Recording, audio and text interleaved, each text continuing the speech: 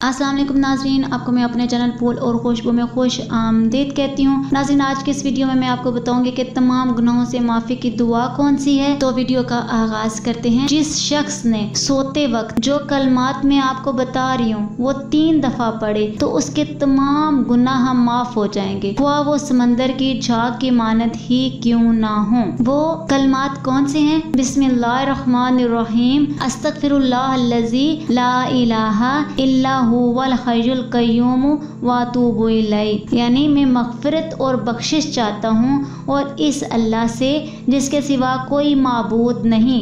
वो हय्युल क़य्यूम है, हमेशा रहने वाला है, सबका कारसाज है और मैं उसकी तरफ रजू करता या करती हूँ। नाज़रीन, आज की इस वीडियो में इतना ही। अगर आपको मेरी वीडियो अच्छी लगी है तो लाइक और शेयर करें और अगर चैनल पर नहीं हुआ तो सब्सक्राइब कर लें, साथ वाले बेल के आइकन पर क्लिक कर लें ताकि मेरी हर नई आने वाली वीडियो की अपडेट आप तक पहुँचती रहे। मिलते हैं अगली वीडियो में, तब तक के लिए अल्लाह हाफिज़।